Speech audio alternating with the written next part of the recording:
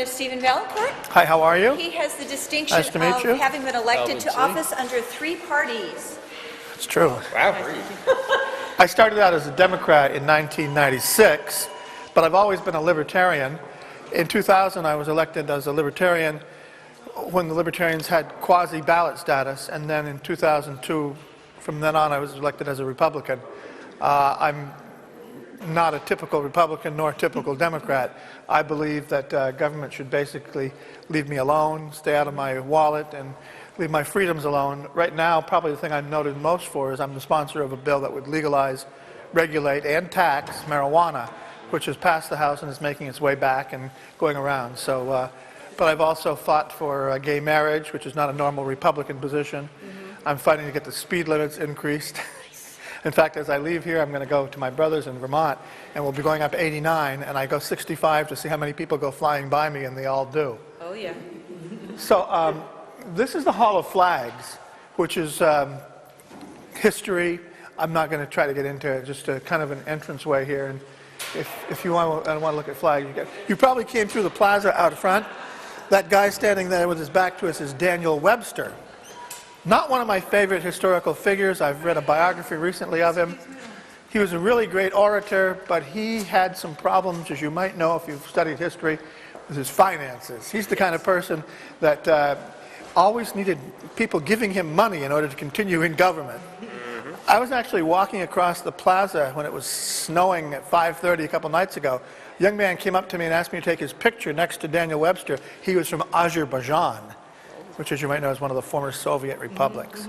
So there are all kinds of interesting things that go on here. If you walk around the State House on any given day, you'll see people from all over the country and all over the world here. It is a historic building. I think there's a plaque out front that says it's the oldest State House continuously in use for any particular purpose. A lot of the meeting rooms are in the building on the other side of this one. It's called the Legislative Office Building. That's where a lot of the committee meetings are, so we won't go into the meeting rooms. But I'll try to show you all the important rooms here and some of the rooms that, well, I'll take you to my office, which isn't very important. New Hampshire has 400 state representatives. If you happen to be a committee chair or in leadership of either party, you tend to get your own office or at least part of one. I've never managed to reach that august position, so there's a little room around the corner where everybody else hangs out. And this is how strange it is. They don't even trust us enough to give us a phone line that has out-of-state capabilities. So when I was doing the marijuana bill, newspaper and TV people from all over the country were calling me, and I'd have to go to a special office where I could get an outside line to call them back. New Hampshire representatives not only make only $100 a year, but we're given really no real facilities to use. So in a sense, that's good, because nobody wants to feed at the public trough by being elected here. But this is the entrance that most people would use. However, the back door entrance is the one that most people use to go back and forth across the road to the committee rooms. I guess we should go to the 3rd floor and start from the top and work our way down. And if you have any questions, anybody want to ask questions as we go along? Or I think maybe when we get in Reps Hall, we'll take a few questions there, because you might want to study the grandeur of the hall as we get there. But you kind of getting used to the niceness. In New Jersey, as soon as you step through that door, there's this gauntlet with about 18 officers on each side and metal detectors. We do empty your pockets. We do have a security staff. In fact, I don't know if he's there now or not. Well, he was right there before. The security is not especially strict. You notice on the walls, lined with all kinds of pictures of historical figures, many of them are former governors. In fact, back in the 19th century, governors' terms were for only 1 year. So you'll look at the terms some people served, and you'll notice that for a lot of people, it was a 1-year term. Right. They could, of course, be reelected. New Hampshire is one of only 2 states in the country right now that we only have a 2-year term. Right. Vermont and New Hampshire, 2-year term for governor. I'm very fond of this. This is a Senate meeting room. In New Hampshire, we have 400 reps, 24 senators. They're also paid $100 a year, but they have a lot more power in that you only need 13 people to get a bill through the Senate. To our right here is, this is a senator's office, and senator's office, every senator has their own office. To the right is the press room. This is where most of the media that cover the State House on a regular basis would have a representative. Norma's from Associated Press, this gentleman's from the Union Leader. The Nashua Telegraph has a desk here, the Concord Monitor, another Union Leader. So this is basically the press room. You know, we're a small state. What do you have, only 5 or 6 reporters that are here on a regular basis? And of course, if there's a special issue, a newspaper or a media outlet could send a reporter. But these are the people that are permanently here and filing their stories from here. Since it is not only for state reps, but also for all the administration of the House and the Senate and the governor as well, you'll see officers intermingled through the other rooms. These rooms down here are legislative accounting. That's where we get paid for mileage. They take that kind of stuff. This is a very important office in here. In fact, this is legislative research. Myla, are you here? I am here. I'm doing a tour of some Liberty people. Oh, they can come in, right? Oh, sure. This is Myla Padden, who is our Director of Legislative Research. Now, I joked with you the other day, now that you can Google and find anything you want, we really don't need Myla. And I came up with a really good argument for why we need everybody in this office. One of the reasons I like to use Myla and her research capability, I can do the research myself, but then I think it has the tint of being biased. Obviously, if I research something, it's going to come out the way I want it to be. If I ask Myla to find out, for example, I'm doing the marijuana bill, and I'm trying to find out how much potentially marijuana, if taxed, could generate based on what other taxes are generating using out-of-state liquor. If we, for example, we sell, New Hampshire has 50% of our liquor sales to out-of-staters. So Myla found that out for me. And she will find that basically in her staff of 4 people. Yep, there are 4 of us in this. Anything that we'd want her to know. And very, very useful, even though we don't need her anymore because of Google. I'm just kidding. Google is only as good as the person on it. That's right. And I can tell you all the negative things about Google and the fact that they shrink your world and your searches. Yeah, I'm not overly, I was just joking. That was a joke. I didn't mean that. A few years ago, Plenty of data from Colorado and from Washington Okay. about revenue. These rooms in here, we're not going to go in there. These are lawyers. These are the people that draft the bills. Right. Now, everybody, you probably hear such and such a state rep wrote this bill. Most likely that's not true. These drafters, and I believe there's 7 or 8 of them, they're the experts and they all have various fields. In fact, one guy writes most of the election law bills. I deal with the person that's writing the marijuana bills, or if I'm dealing with, each of them have an expertise. But we would come in with an idea of what we want drafted into legislation. It's called an LSR, Legislative Service Request. They would put it into the form. Hopefully that's acceptable, but it's ultimately the responsibility of every state representative or senator to approve what they draft. Right. They tend to be overburdened because we usually have maybe 800 bills a year. Not that many get passed, maybe the 1 in 5 gets passed. But How many in there working?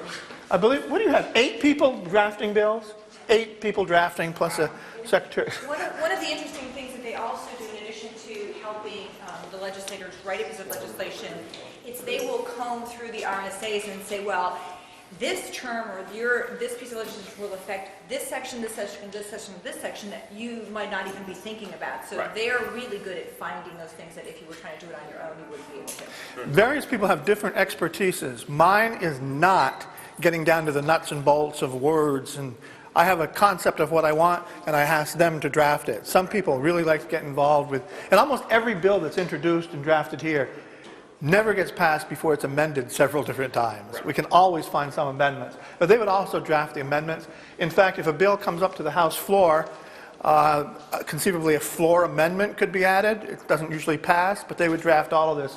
They do everything. And I think they do a pretty good job. Don't want to give them any more money, though. So. And again, I'm not going to explain who any of these pictures are on the wall, but there's some very good scenes here. Maybe if we get a chance, I'll show you one of my favorite governors, who was President Franklin Pierce's father was a governor back about almost 200 years ago. So these are basically just Senate offices here, Senate hearing rooms. So we won't go into any of these. So basically on the first floor, offices, very important offices, but the kind of things that you wouldn't be going into on a regular basis. The elevators usually work. So we'll go to the 3rd floor, which are more offices of a different nature. We also can get a look down from the 3rd floor. I think we can all fit in the elevator.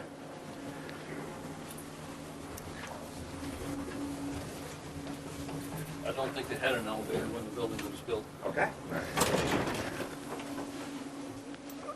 Here is the gallery.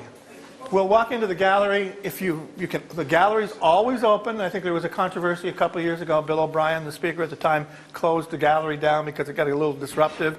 There was a controversy whether you could be allowed to do that. But basically, anybody can come up here and watch the house as we're in session. There's a system that controls sound and volume and things. But it's a pretty good view from up here. As you can see, there are 400 seats. Everybody has a seat, but not much room. It's not like the U.S. Senate or anything. And when we get down below, I'll show you, if you see those little lights there, we spent about $500,000 this year putting in a new voting system. Is that the new system? The new system is in, so we'll see that when we get down there. But basically, you just press red or green, and usually we have 30 seconds to vote, and then the vote will come up on those main displays up there. I can do this before we get down there. The 5 pictures on the wall here, I'm sure you recognize Lincoln and Washington. That gentleman there is Franklin Pierce, New Hampshire's only president, and of course Daniel Webster on the far right. But the person that I think is most interesting of all the people on the wall, this is John Hale, who was one of the first abolitionists, and he was a senator from New Hampshire in the 1840s and 50s. After the Civil War, I believe he was ambassador to Portugal or one of the European countries. Very controversial figure. He and Franklin Pierce were bitter enemies much of the time. But I'm glad we have a picture of John Hale because he did a lot as far as the abolition movement was concerned. He was kind of a purist, and he didn't mind making waves, which is my kind of person. So I prefer to look at John Hale rather than Daniel Webster. Maybe I shouldn't say that, but those are the 5 people that I guess you would say we consider the most important people, at least for New Hampshire. Hale, Pierce, Daniel Webster, although he was born here in Franklin, not far from here, most of his service was from Massachusetts. Who's this lady here? Oh, this woman, she was a very famous member, a member of the House, one of the first women members who rose to prominence. And I should know her. You know her name? I should know her name, but I'll think of it eventually. But she's just a very famous woman member. And if we go around the other side, you're going to see a picture out that door of somebody who served 50 years. So, Vesta, was it? Vesta Roy, that's her Roy, name. that's Vesta right. Roy. I think she was from Salem. But But I'm going, okay, I know who that is. But there's never a lack of photos anywhere in the building. In fact, when we go into the speaker's office, you'll see photos of every speaker we've ever had, and every governor down in the governor's office, if they let us in. These rooms on the left here that's the president of the Senate, who has a luxurious office, and other Senate offices back here. Again, almost everybody here now on the wall would be a former governor. And you can see how some of them served only a year. Apparently Richard Jeunesse only served 1 year. Another one. That's a good idea, serving only a year. So these are basically Senate offices. We have 24 senators. Each of them has either their own office or they share it with someone. The Republicans right now are in the minority. It's approximately 220 to 180. So it's somewhat close, but the office on the left here usually goes to the minority party. Now, how many staff do you think the minority office, paid staff, get for 180 reps to oversee their work? I think No, they have a couple. I think we have 2 staffers that are devoted strictly to the Republican office. 2 full-time, maybe there's a half part-time. Can we come in? This is a tour. This is the Republican leader, Gene Chandler. And this young lady here, and there's somebody around the corner that are paid staffers. Is it 2, right? Or do we have a half? No, we have 2. We're in the process of trying to look, but at the moment we're at 2, yes. So they would do things such as get bills together and do reports to the Republican members, whatever they're assigned to do. But it is a full-time job year-round, right? Yep. So there's always something going on. But as you can see, only 2, and I think the Democratic staff is maybe 2 or 3, but we'll get to that. So, what is your group? oh, this is we call the Liberty Forum, or? It's the New Hampshire Liberty Alliance sponsors a State House tour every Oh, Liberty excellent. Forum. Oh, that's the one, I saw your email, said you were doing it. Now, look at these. This is very interesting. I showed you the new system we have for voting, each rep. This is the old key system where every rep would have a key to turn on his voting, or her voting station. And apparently, we're being allowed to take the old keys now if we want one. Did you get yours? No, I wanted the one I used to sit in. I think the Democrats have taken that seat, so Just take the one that you have now. it doesn't mean that much to me. At least I'll take the one you have now if you don't want it. I don't even know. So this is the Republican office. You'll probably see a Ronald Reagan picture here somewhere. No, there he is, right there. And and they do have an outside line. You can use the phone here to get out of state. I was telling him in most offices you can't get an outside line. So let's go to the. Interesting mask you have. Yeah, well, it's a given to me. I never know what you collect. Things are up on the wall. Now, although the staffers are partisan for the Republicans, they're not allowed to be in campaign mode. They don't do any campaigning or anything like that, or they shouldn't be. So we assume they don't. Thank you very much. Thank you for your time. Now, as you can see, straight ahead is the Speaker's office, and the rooms to the left are kind of the entryway to the Speaker's office. And as this is the Speaker's receptionist, secretary, but the reason I'd like to just, we're just having a tour, they can come in, right? Yeah. So you can see on the wall, as I mentioned, are these every former Speaker or most of the former Speakers? Yeah, except O'Brien. We don't have his yet. You see, Donna Sitek was the first woman speaker from Salem in 1996-7. She was, and this gentleman actually served 2 different terms as speaker with intervening people. And there you see the Republican leader we just met. He was speaker for a while. Some of these people are still alive. There's a famous guy. He's now a lobbyist. I guess sometimes being a speaker is entree to being a lobbyist in the future. And this was a famous picture when Terry Norelli was speaker her first time. All these living former speakers. That's Walter Peterson, who was a former governor. Harold Burns, a speaker from the North Country. Marshall Cobley, you might have heard of him. He was a famous speaker in the past as well. And we won't go in here. These are similar offices to what we saw with the Republican Party. These are the Democratic offices, although they don't have one big room, they have lots of little rooms. So you can see these are on the 3rd floor, both Senate and House offices. But one of the most important offices is right at the top of the other elevator that we didn't take. This is the clerk's office. And of course, nothing runs without somebody, they put the calendar together, they make sure everything is in proper order. So and also the Sergeant at Arms, which used to be a security function. Now if you hear somebody yelling around roll call or something, they'll be getting people into their seats. Up here in the clerk's office, they have a file system where every bill is on file. For example, this is a friend of mine who is one of the, she and I both took German, so I refer to her as gnädige Frau, which means gracious lady. Could you get me a copy of House Bill 492 from last year? If you want any bill that's last year or this year, they'll go back and find it for you. This little cubby hole back here are a mail slot for lobbyists. They get all the bills, but I do believe they have to pay for a copy of every bill that they get. And so the lobbyists have a slot. Now you see how quickly she's retrieved House Bill 492, which I think is my own bill, and it's relative to marijuana legalization. So if anybody wanted to come back and get a bill, they don't mind me going through the Karens, right? So they also do the press clips here. They get the daily newspapers and cut out stories that are of interest and disseminate them. Back here is the clerk of the House, the people that run the meetings when we have House session, and also prepare the calendars. And you have a staff of what, maybe 5 of you back here? Yep. 5 people, including the big boss who's in the back there. She's an expert on parliamentary procedure. We operate under Mason's rules. Some people use Robert's rules. We use Mason's rules. And our clerk is actually an expert on Mason's rules. And sometimes we get bogged down in our own rules, if you've ever heard that kind of thing. But that's basically what this whole warren of offices is back here. People that would put this calendar together. I don't know if you've seen one of the calendars, but this comes out every Friday. Well, almost every Friday. Sometimes it skips a week. But this is the House record, which shows the bills that we will be doing the next week. The ones on the blue pages are bills that are on consent, which means we don't debate them unless somebody wants to move it off. And then the bills alphabetically by committee, and then meetings and schedules and things. And remember, I told you that we always have amendments.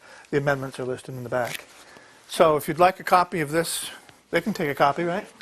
Probably have a limited number, but There also are, on the NHLA website, we'll find a link on the left-hand side. It says House calendars and journals, the same thing with the Senate calendars and journals. And so you can get a full PDF of that. and after the House meets, a couple of weeks later, the House record would be printed. Now, don't think that means every word that's spoken in the House. We almost never print the debate. It would require a special motion to print the debate. Obviously, it would require more time for them to transcribe the debate. So it's just basically telling what the bill does and the disposition of the bill. And, I don't know if anybody knows this, but it's one of my little secrets. Around the corner here are roll call votes. If you want to find out how the House votes, you can get it online, but also within probably 5 or 10 minutes on how the House voted on a specific bill. These are all bills that occurred yesterday. So the media can come up here. I come up here. I don't think many people, but it lists all the votes, the yeas, the nays, and the people not here. Last year, the average attendance for a House member was 87%. In other words, for 400 members, 87, that means 13% weren't here. So about 50 people were absent for any given vote. That seems to be a lot. Some of them are excused absences, illnesses, or official business. Some reps, frankly, just don't do the job they were elected to do. We have one rep who showed up less than 8% of the time last year. One of the things that the New Hampshire Liberty Alliance does is that we track the legislators' votes, the roll call votes. So that's an opportunity when we go downstairs and Representative Vaillancourt is Yep. going to show you the House vote and those little buttons they push. Sometimes the vote is a voice vote. You just hear louds, yays, and nays. Or it's a division vote. Or it's a roll call vote. And a roll call vote is required to be seconded. So some representative can call for a roll call. It needs to be seconded by 10 other representatives have to agree with that and stand for that roll call vote to be taken. And so that the representatives have to find their seat and make sure they're sitting in their seat to vote. And You can only vote in your own And you can only station. vote in your own seat, of course. And so for the NHLA, we'll look at the roll call votes for the entire House session and look at the ones that really impact your liberty, or pro-liberty, or anti-liberty, and then we rate them, weight them, and put them into our score sheet at the end of the year. And we do have the special category because we have a handful of dereliction of duties. Yes. And those are the representatives that are Most from here. Manchester. Yeah, exactly. This, by the way, Our is Joe jurors. Lahr, who is a person at the Manchester TV station filming. Okay. The difference between a roll call and a division vote. A roll call is the only one where it's actually recorded, how every member Yes. votes yes or no. A division simply gets the overall number of yeses and nos. So if you want, and it requires, as she was telling you, 10 people to second it, which is not difficult to get. So if somebody wants to make sure they know how everybody voted, they would ask for a roll call. And it does cost a little more to print it out and in the calendar and everything. So sometimes they say, oh, you're asking for so many roll calls, it's costing us money. But I personally believe that people have a right to know how you vote, so it's worth Exactly. it. It really keeps you accountable, because if it's a division vote, I have no way of knowing how a particular representative voted on a piece of legislation may have a true effect on your liberty in the state of New Hampshire. So we have enough individuals like this Just take- representative have one- right just here take one of these who and- will help us with roll call votes so that we can, again, keep the legislators accountable. It doesn't break down the number by party, but you can see they're all listed DRR, so I can quickly go through this. And oftentimes we have what I call nearly a straight party vote. For example, almost all Republicans will vote the same way, and almost all Democrats, which means the Democrats would win on that particular vote since they have a majority. Oftentimes you'll only have a handful of either party going the opposite way. When we get downstairs, I'll tell you why that is to some extent. But Is there an idea of a percentage of votes that end up as roll call? well, we had 175 roll calls last year. Out of Out how of many? all the votes, now see, But some bill could have 8 or 10 votes. we had You might have a one vote to last year that table, had you that. might have a vote to ought to pass, which fails, and you have to go to an alternate. Some bills, normally a bill would either be defeated or passed with a single vote. Right. But it's possible to have 8 or 10. We had a gun bill last week, Yes. and actually there were only 3 roll call votes, but there were like 15 votes on the bill overall. Right. And 492 had an interesting paper. Oh, yes, the marijuana bill the marijuana bill came out of committee to kill the bill.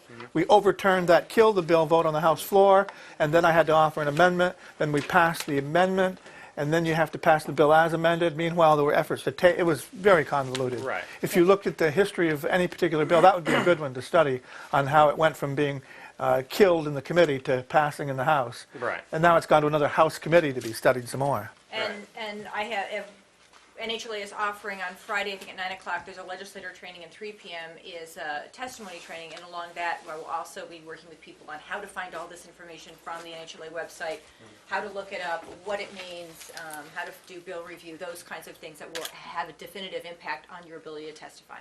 Probably the best thing about the New Hampshire House is that every bill gets a hearing in a committee. Yes. And the committee chairman can't simply kill the bill. Every bill not only gets a hearing, but it has to come to the House floor for a vote. Right. Now, the committee recommendation takes precedent. It's not likely that a committee would be overturned, but it happens more often than you would think. Sometimes, I don't know, maybe 15 or 20 times a year. I don't know. It used to be very, very, Very rare. rare. And now with NHLA and the people we've worked very, very hard to endorse and get elected, we've increased that number again to probably 15, 20 a year. The first day of session, we overturned two committee recommendations. Right, we overturned the marijuana bill, and we also overturned a bill which would have allowed policemen in certain cities and towns to get scanners so they could read your license plate. The committee was very fond of that bill. I was on that committee. I was in the minority on the committee, but we overturned it 250 to 100 on the House floor. Yes, and so we worked very hard to make that. So That happened. nobody can simply say, I don't like this bill, that's the end of it. We all, Yeah. and every bill can be debated. Usually there's no limit to time, but occasionally they'll set a time limit for debate, especially if we get bogged down. But let's go downstairs and you can ask me questions as. From a different perspective, in New Jersey, they work very hard to have no roll call vote. They have many You'll people see who can that for the quash things Senate on the immediately. other side, but, Yeah, we can actually, I don't think the Senate is in session, so we can actually go in both the House and the Senate chambers. Anybody mind walking down? So we'll walk down and, Exercise food. well, the Senate is working on creating a metric that would really give us a more accurate picture of our senators and really keep them accountable. here's the man who served 50 years in the New Hampshire House. He was a Manchester Democrat, which is to say not necessarily a normal Democrat. Manchester Democrats tend to be more conservative than your average Democrat. His name is Dan Healy. 50 years he served here. My first year was his last year, and he wasn't all that well, he was old then, but he's very fondly remembered, so he has his own picture here.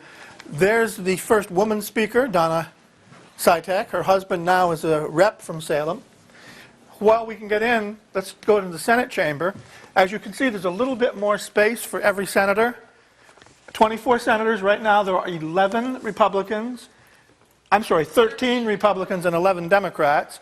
And you can see they each have their own voting station. Whereas in the House, you would go down and speak at the well in the front of the House. Right here, they each have their own microphone, so they all would speak from their own desk. And you can see there is a gallery, although not very large, upstairs. So the steps on the way in. Yeah, you can go upstairs if you'd like to, but a lot of times, most people in the gallery are lobbyists. Unless there's an issue that really arouses public interest, you'll have lobbyists that tend to fill those seats up there. So you can see this is a very small chamber. New Hampshire has the biggest House of Representatives in the country.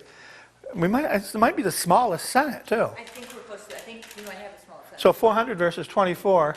The average House member represents around 3,100 people, maybe 3,200.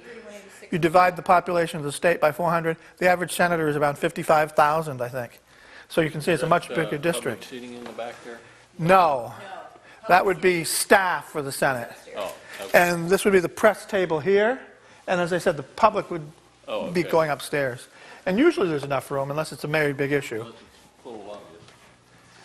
And now you can see, you can either, when you enter the House, either this door or the back doors. There's no smoking here. There used to be smoking in the anteroom there. In fact, when I was a freshman rep, if I were to want to speak, I would come to one of these microphones. The speaker is in that podium there. We usually have a House attorney who will help her make rules and judge there. And all this area down here, those clerks I showed you upstairs earlier, they would be dealing with the paperwork. Obviously, with 40, 50 bills a day, there's a lot of paperwork that goes on. And you can again see the famous people from New Hampshire here.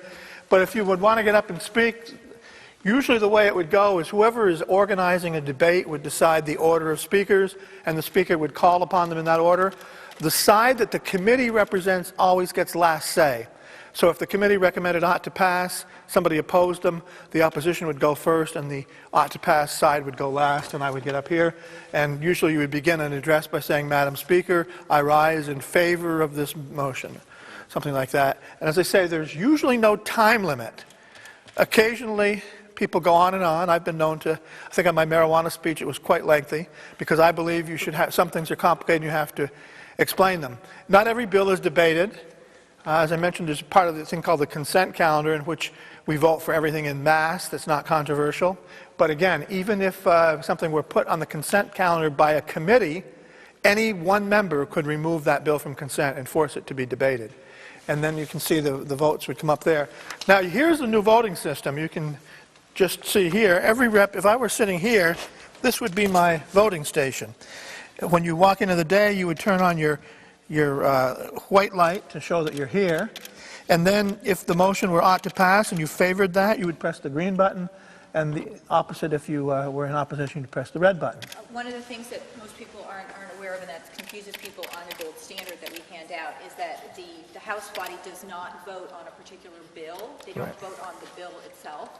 They vote on the committee recommendation. So if the committee recommends ought to pass, it's either yay on ought to pass or nay on ought to pass. And more often than not, a committee recommendation is going to be to kill a bill.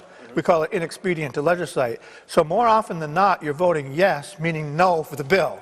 Yes. So that is very important to watch. Usually the media would explain that for you. As you can see, there's not much room here. Somebody sitting in the middle there that wants to get up to speak or something would have to crawl over several people. While we're sitting in I really like this chamber. The acoustics are pretty good. You can usually see when it's snowing out. Yesterday it was snowing to beat the band, and sometimes we try to get home a little early. Do you have any questions while we're here in this room?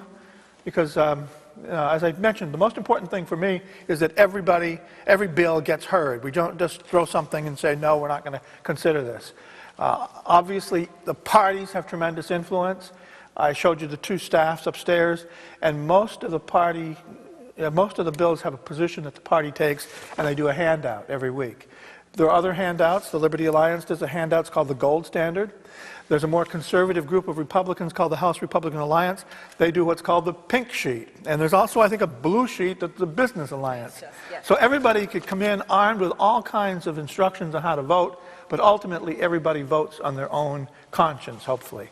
I mean, I tend to look at how, I'm especially fond of how the Liberty people, but yesterday I noticed I had to vote against you twice. That's okay, we still love it. But I think most of us take into the idea that how they're positioning themselves. But obviously, you can't agree with anybody 100% of the time. And the Liberty Alliance tends to be in favor of giving some breaks to businesses as far as taxes are concerned. Would that be fair? Yes, allowing business to have less government regulation. I like to put it this way. Democrats like to give people a break. Republicans and libertarian types like to give businesses special breaks. I don't want to give anybody a break. I think we all should be treated equally. Therefore, if you have a tax, it ought to be applied equally with every time somebody gets away with not paying a tax, exemptions, for example. We had a bill that would exempt telephone poles from having to pay property taxes, whereas at the same time, electric utilities had to pay on those poles. Obviously, every time somebody gets a break from not having to pay a tax, the rest of us are paying more to make up for that.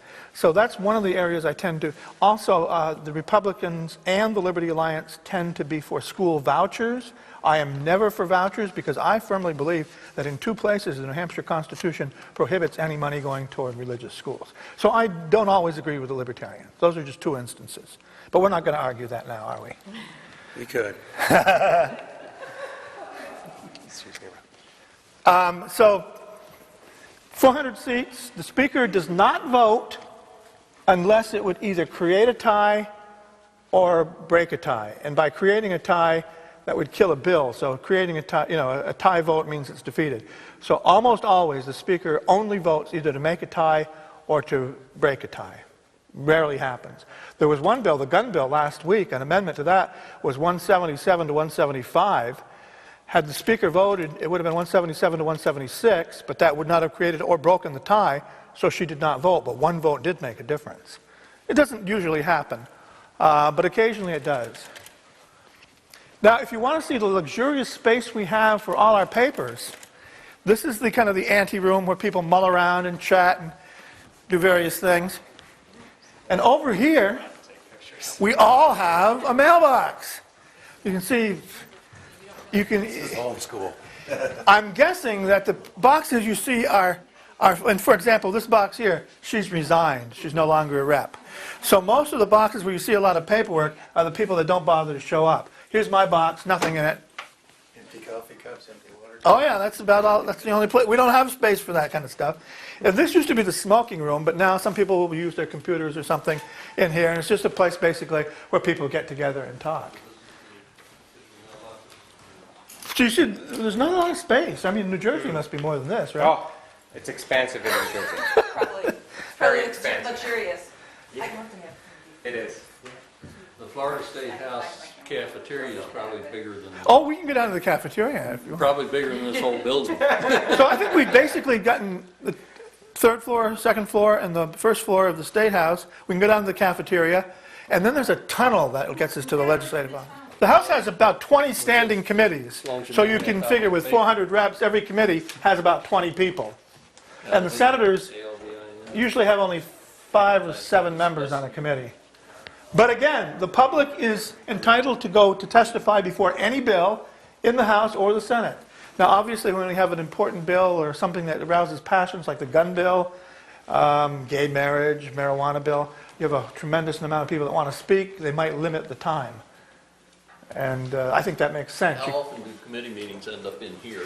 The last one, more often than you'd think, I would say probably maybe once every other week. I had a bill, although I'm a libertarian, and although I believe you have a right to eat basically what you want, I don't believe you ought to have the right to torture little animals. I had a bill which would have banned trapping, and the last bill I remember being in here was a couple of weeks ago, which was my trapping bill that was moved over from the committee hall to here. We had a gun bill that was heard in here. In fact, you may have heard of it last year. It was called the Stand Your Ground repeal.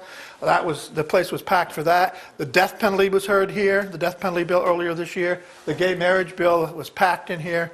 So maybe every couple of weeks a bill is big enough to be moved over here. Stand Your Ground was just after that incident down south where somebody got killed. The Connecticut thing, maybe. No, Oh, no. Oh, I know. Trayvon Martin. Yeah, right. You do not, right now, guns are not allowed in the House. Now, when the Republicans were in control, they allowed guns. The Democrats took over and banned guns being carried by reps or anything. Not to say it doesn't happen, but they're not supposed to. So this is somebody that can keep track of votes and stuff here. But you can see there's not a great deal of room for 400 of us to walk around here.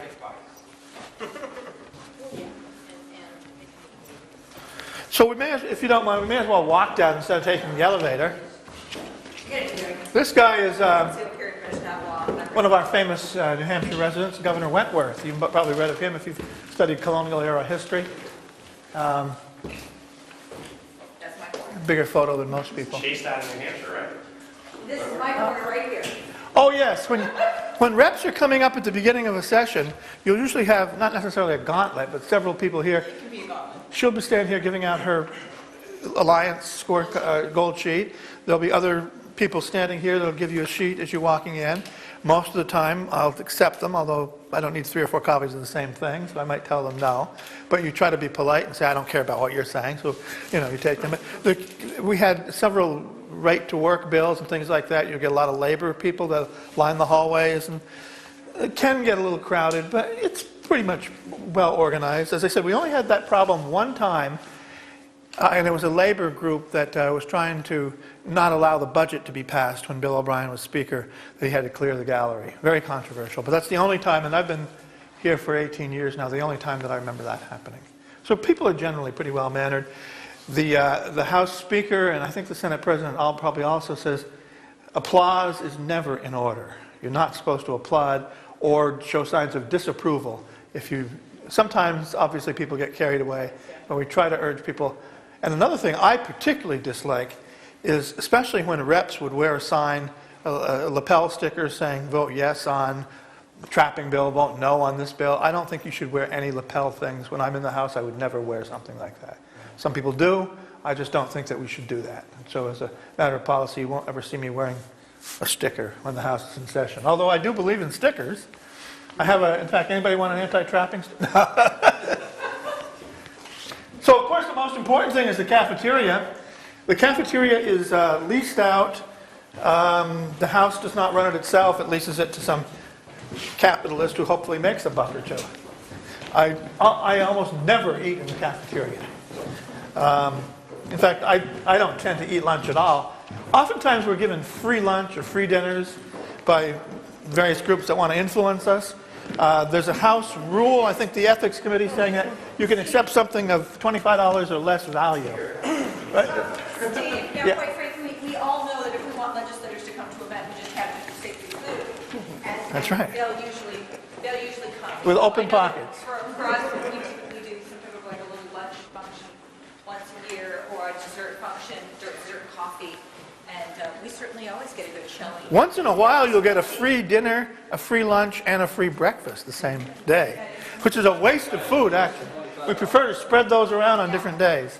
But if you actually want to pay for your own meals, there's a cafeteria downstairs, and a lot of lobbyists meet with reps down in the cafeteria. In fact, we're kind of beyond the lunch hour now, but you'll probably find some people in the cafeteria.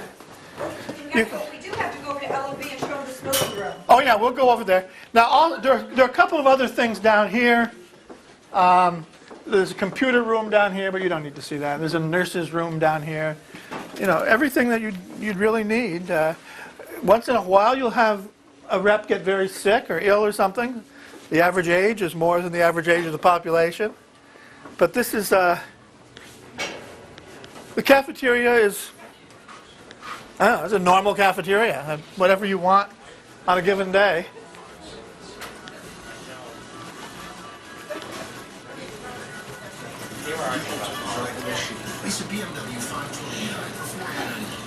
But this is the main part, is in back here.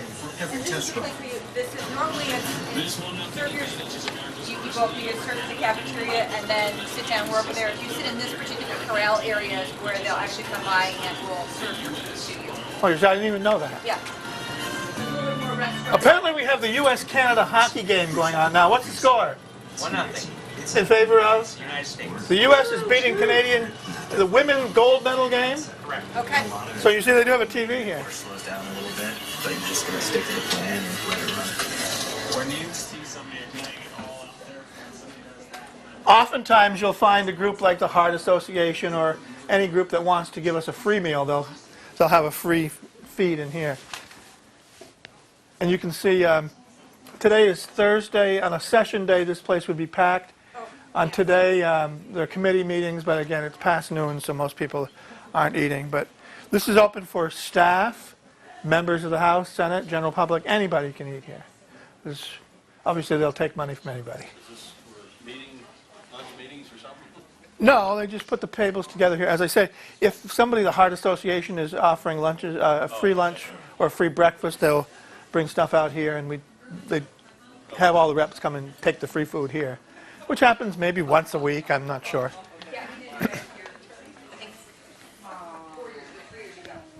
But you see, it has kind of character for a basement, an old basement. And now we're going to go through the famous tunnel. We do have Wi-Fi. There, you can get Wi-Fi down here.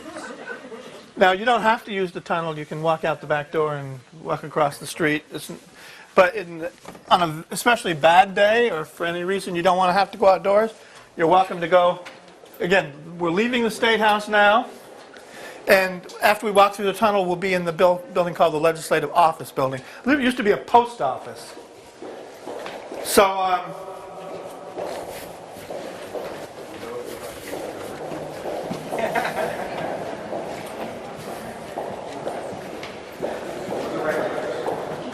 think I crossed You usually take the tunnel? I almost always take the tunnel. I almost never take the tunnel. Sometimes one of the buildings is closed. I believe the State House closes earlier. So if you want to get to the State House, sometimes you have to go through the tunnel, yeah. Usually the building closes at 5 or 5:30, except on a session day or something. There is a parking garage outside, but that's only for the higher ups, the speaker, the committee chairs. In order to have a parking space here, you'd have to be a higher up. The rest of us lowly reps park in, I don't know if the Store Street garage, which is probably about a 5-minute walk from here. Yeah. Not pleasant on a February We park day. closer than they get park. But we do get a free parking space over there. Small favors. Are there enough spots in that store garage? Usually, there's a huge pile of snow taking some of the spots today. Because I know I've had people say they have to go and pay for parking or. Maybe at the first day of a session when everybody comes, there wouldn't be enough. Yeah. Now, I don't think this is right, because you're not supposed to be smoking in any building in the public in New Hampshire, but the state representatives have their own private smoking room. Is this it? This is a smoking lounge. You got it. It smells just like it.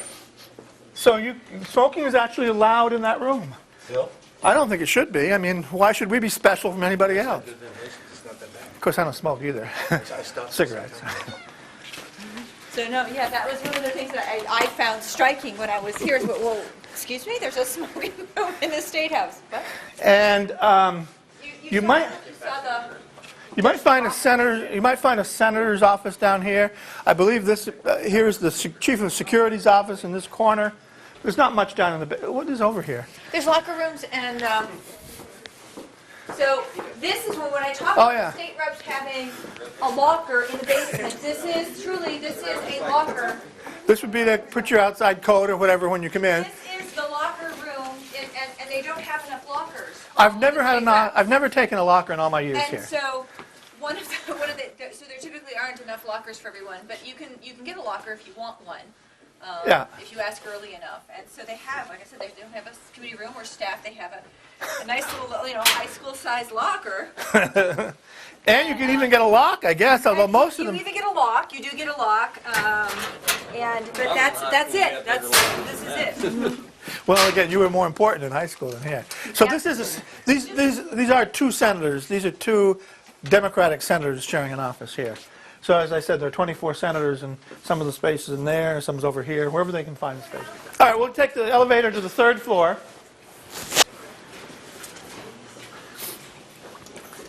Most committees have their own room. However, a couple of committees have to share rooms because there isn't that space available.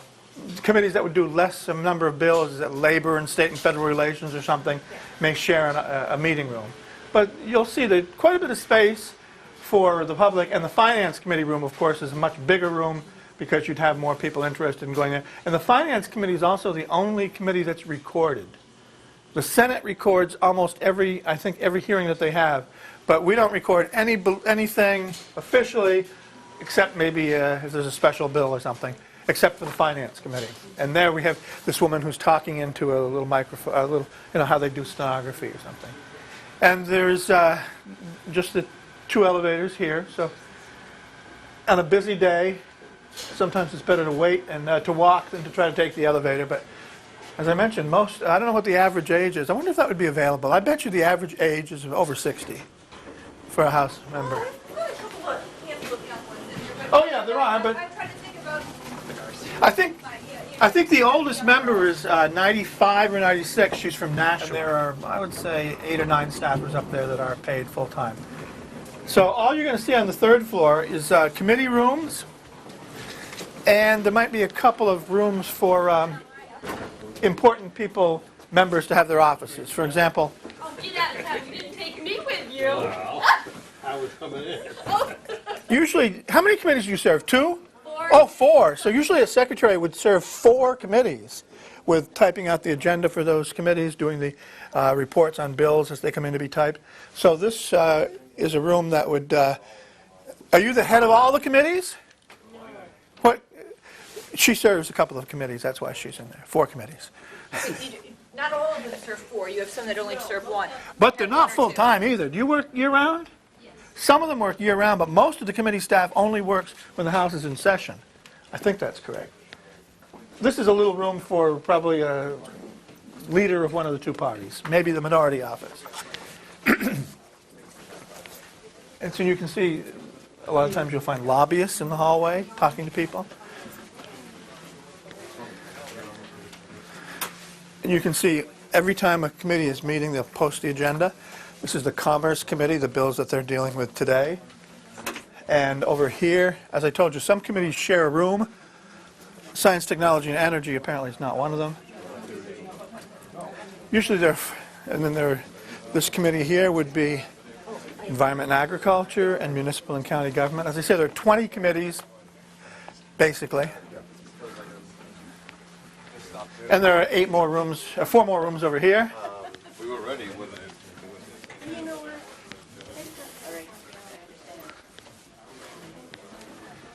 Now this apparently is a more important bill because they've opened up 2 rooms and put them together for extra space for the bill they're hearing here. That happens rarely. What committee is this? Seriously? Like, seriously? You can see the big bill they're dealing with is Canine Veterans Day, whatever that is. But you could go in and look. You'll hear. Apparently it's State Federal Relations and Veterans Affairs, not one of your major committees. But any committee could be inundated on a bill that you wouldn't think is particularly important. You never know. Is that what they're doing, this bill? There's several officers with canines in the room. And you can see the bill at the top would have the sponsors. We used to have a limit of 5 reps as sponsors for a bill. I think it's now up to, you can have up to 10 reps, and every senator could sponsor a bill if they wanted. And with 800 bills or so a year, it's impossible to follow all of them, of course, so you have to focus on what you're interested in. Okay, here's a room that's not in use, so why don't we go in here? This is the Election Law Committee. This is your average size room.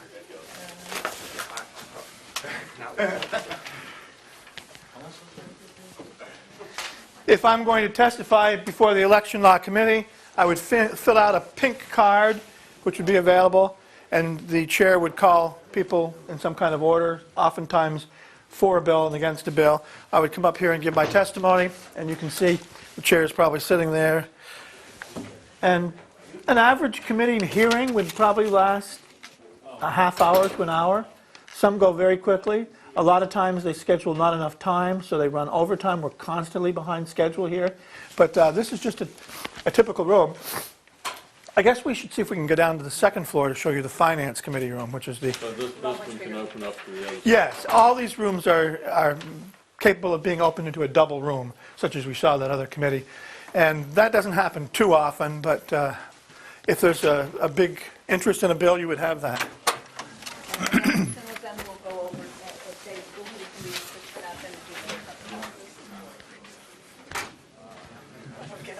Any other? Yeah, sorry. No, that's We're running right on schedule. We should be you were scheduled to leave it to be done at 2. I think we're running right on schedule. Okay, so it's, and that's what you Now I'll show you. We all have our own cubby holes in the committee rooms too. I'll show you my space where I put my bills and everything. And every committee room does have a telephone, and I believe you can get an out-of-state line there.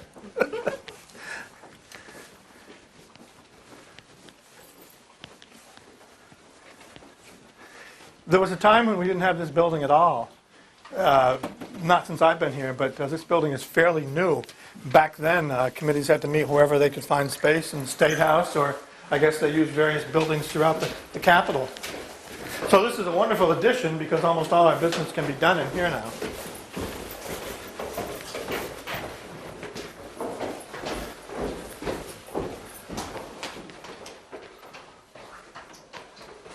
This is the Finance Committee.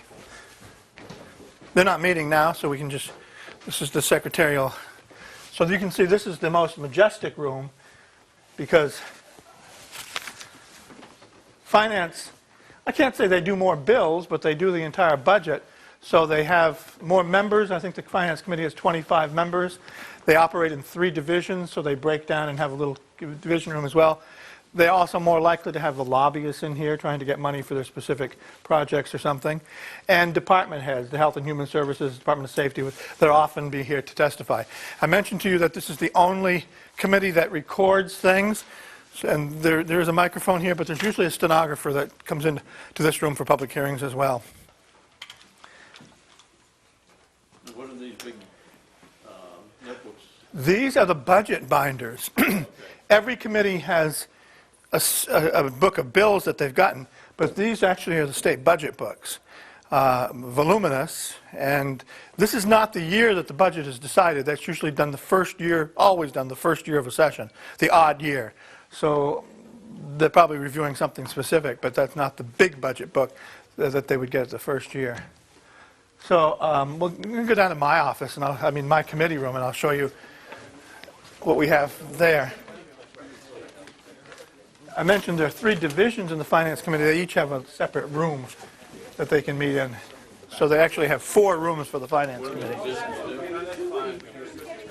The Finance Committee, one division deals with Health and Human Services, one division deals with Transportation and Education, and the other division deals with everything else. Oh, okay. That's called Division 1, which would have everything from environmental services to the Attorney General, the gamut. And these, again, are just offices for the Finance Committee bigwigs, vice chair, chair, something like that.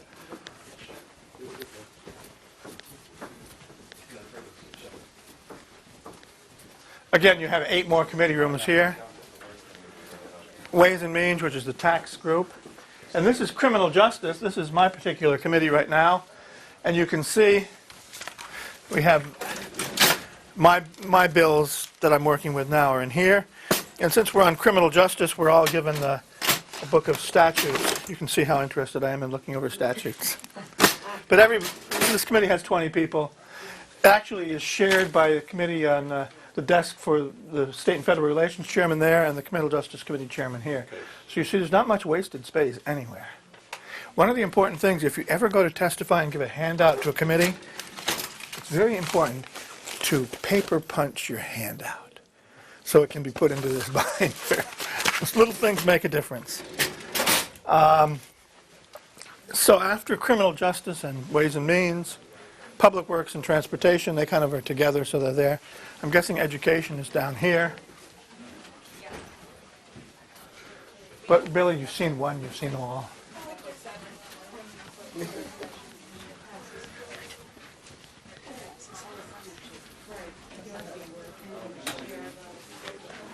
Education, health, Steve, let me point out, judiciary. Individuals that you see here, I don't know if you like from the General Washington, but I have wonderful ladies here who I'm going to use you as examples.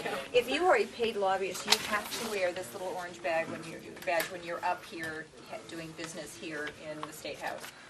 NHLA, because I am a volunteer, we are all volunteer organization, I am not considered a lobbyist, so I do not have to wear an orange badge. And the reason for the orange badge is that so somebody like me can understand that they're paid to express an opinion. Not that there's anything wrong with that.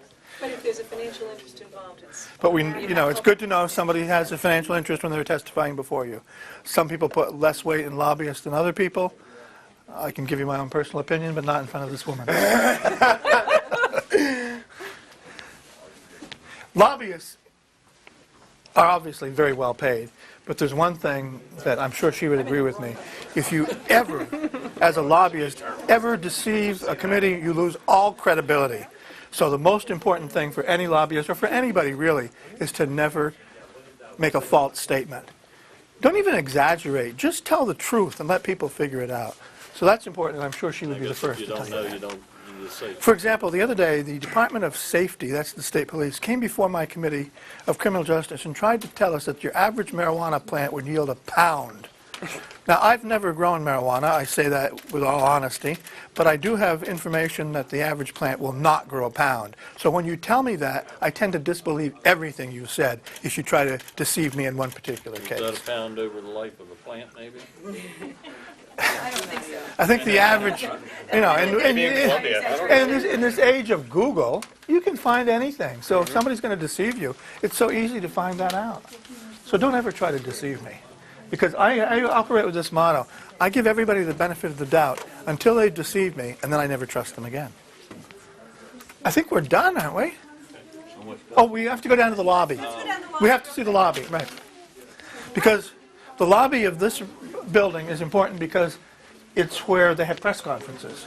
You might see the American Cancer Society. What am I talking to you for? I don't know. You might see the American Cancer Society, or any Republicans, Democrats, even political press conferences could be held down here. The pro-gambling group had 100 members that they announced a couple of weeks ago, and they had a big press conference in the lobby. I can, if you read I have a blog on NHinsider.com. I wrote extensively in my blog last week that I do not think it's going to pass. Never has in the House.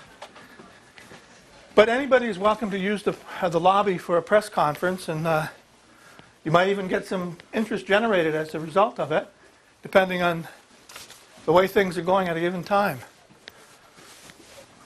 It's also the area, oh yes, you'll see is that at the front desk, reps have to sign in every day in order to get paid mileage for that day.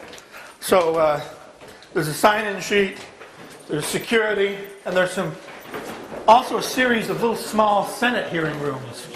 I showed you the House hearing chambers, which are rather large. You'll see how there's not nearly as much room for the Senate hearings. Oh, I have a blog. I'm a front-page blogger on a site called NHinsider.com.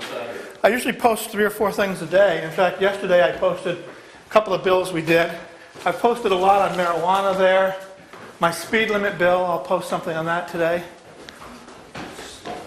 I'm in favor of raising the speed limit to the speed people actually go, so that we won't make everybody lawbreakers every time you get in your car. That's just not true. There's all kinds of evidence that proves that's not true. But we're not going to argue. So Senate hearing rooms, you can just peek in if you want. They're just little rooms. And the Senate senator's office here. But here's the famous press conference. Usually you'll see somebody standing here delivering his or her speech and be surrounded by people that support that point of view to try to influence people and to try to get the press to cover it. There's the parking garage for the people that are more powerful than I am. The committee chairs and such park out there. Did I sign in yet today? We have 2 systems of signing in. You can either get the state or the federal mileage system. I don't know why anybody would take the state. The federal system is what the IRS goes by. So every rep you see would sign in on the sheet if they come in. And the accounting office I showed you in the other building would track your mileage and pay you every 2 weeks. You'd get a check for mileage. And it's the standard rate for the, I don't know, was it 48 cents? I mean 58 cents, 56, 50, whatever. It changes twice a year, I think. And more meeting rooms. Press conferences? I told them about the press conferences. And there you can see if you don't want to use the tunnel, you can actually go across here. And I sometimes use this to see if somebody wants to try to hit me, because nobody's ever hit me walking across the street. Some people will say, oh, I can't walk across the street. You have the right of way here. You know, there's a line where where if I always figure if cars want to hit me, so we can walk across the street back to the state. Are you by a bus or what? No, I'm using it right here. Oh, okay. Well, so thank you for coming. Thank you for the tour. And I hope, are any of you moving to New Hampshire to run for office or something? Good. Well, we need more people running because, except that guy who said you'll go faster if they raise the speed limit. Thank you very much. Thank you. And enjoy your week here.